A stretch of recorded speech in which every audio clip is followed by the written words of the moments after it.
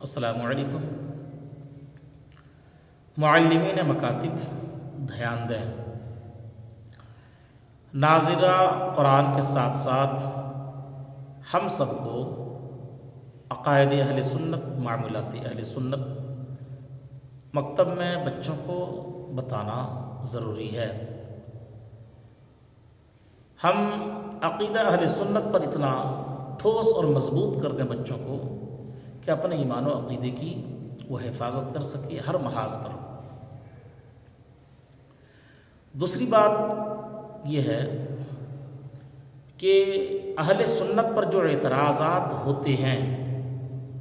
جو سوالات قائم کیے جاتے ہیں، ہم درسگاہ میں بچوں کے درمیان میں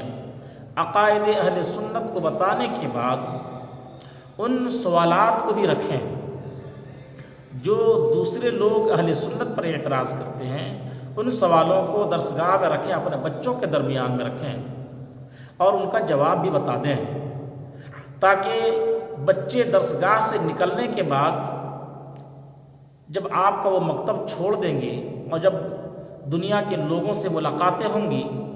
اس وقت کوئی بد مذہب اگر ان سے یہ سوال کرے گا تو انہیں کوئی نئی بات سننے کو نہ لگے کہ کوئی نئی بات سن رہا ہوں۔ انہیں اسی وقت پتہ چل جائے گا کہ یہ ہمارے استاذ محترم نے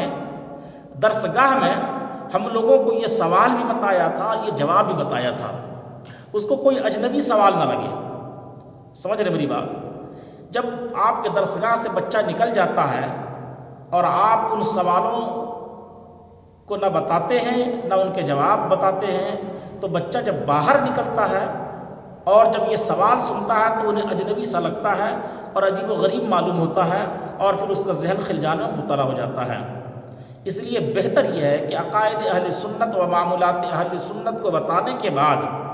بد مذہبوں کے تمام اعتراضات جو سنیوں پر کیے جاتے ہیں، ان تمام سوالوں کو بتائیں اور ان سوالوں کے ساتھ ساتھ ان کے جوابات بھی بتا دیے جائیں، تاکہ بچہ جب آپ کے درسگاہ سے باہر نکل کر کے دنیا والوں سے ملے جلے اور کوئی بد مذہب اس کے ایمان و عقیدے کو برباد کرنا چاہے اور جب یہ سوال قائم کرے تو وہ بچے کے ذہن میں فوراً یہ بات آ جائے کہ ہم نے